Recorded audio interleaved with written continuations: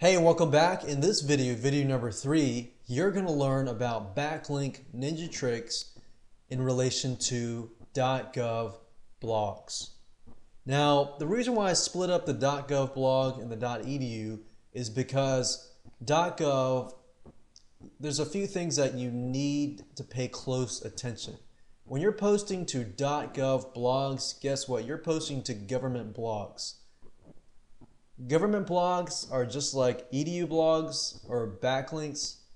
They are good quality backlinks because in Google's eyes, they see these as, good backlinks. But you got to keep in mind that Google knows that people are posting to .edu and .gov blogs, and they know that you're trying to get around the system and so forth. So that's why I say post quality comments.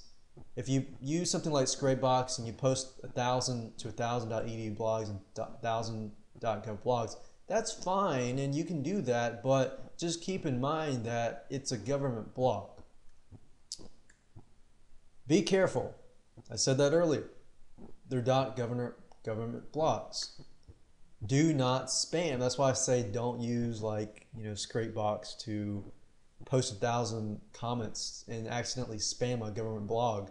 That would not be good, especially if you want to avoid stuff like that relates to business opportunities, FTC stuff like red flags, like affiliate marketing and this and that. I would stick with like the regular niche stuff if you're posting to .gov blogs. Now, some people might say otherwise, but that's just my opinion. But you can test it out yourself if you want. But it's common sense. Avoid that stuff that has the red flags. Otherwise, FTC can come in and say, hey, you're posting on a government blog about affiliate marketing and such, and they're just tracking down that stuff. So .gov backlinks, I would stick with niche stuff just to keep safe and of course be legal at the same time.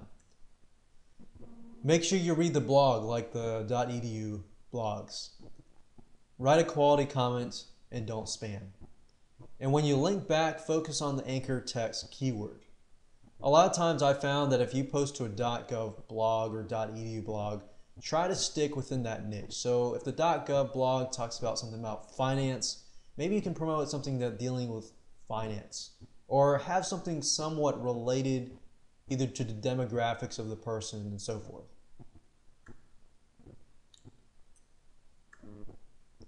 And try to stick with the top if you can, like I said. Now, the search shortcut is very similar to the .edu search shortcut. The only difference, as you can see, is the site colon is .gov. Everything else is the same. And I'm going to break it down just so that you're able to get it, copy it down and so forth. Feel free to pause this video at any time as well if you need to pause it and jot down it. But the only difference is the site colon .gov. And of course, breaking it down, site colon .gov basically tells Google, hey, I want all the .gov sites. Now I want all the .gov blog sites that allow me to post a comment. And I don't want the ones that are comments closed and you must log in. And then, of course, your keyword. Now, the only difference is just to keep on topic. And I even say that with edu blogs too, if you can. Let's do a few examples so that you understand this and get this, into your head.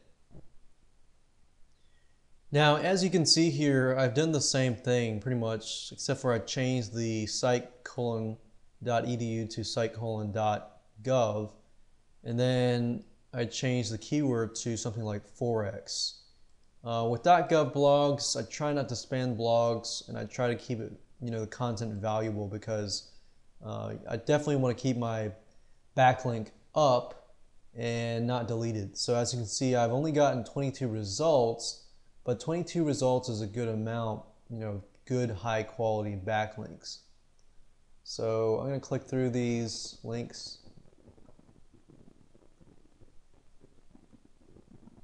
And obviously, if I'm going to promote something like Forex, I don't want to post it on someone's blog who might be against, Forex.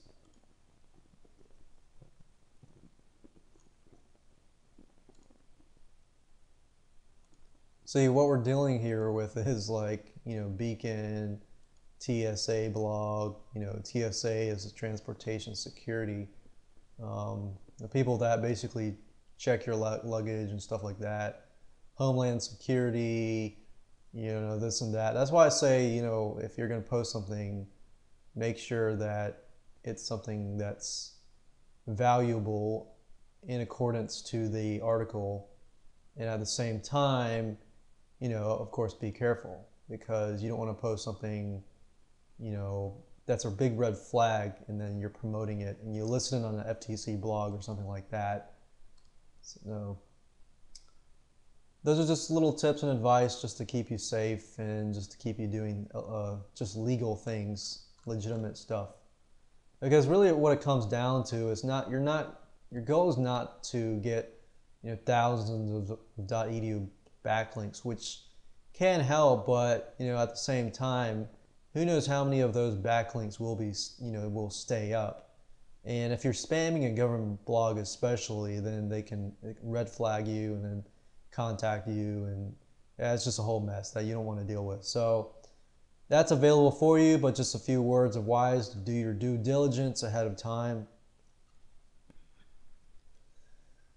Some of the blogs are not like TSA and Homeland Security. Some of them are like, U.S. Environmental Protection Agency, which is, and this one talks about green conversations related to, how to keep this world greener and this and that. So as you can see, we talk about organic vegetable seeds here.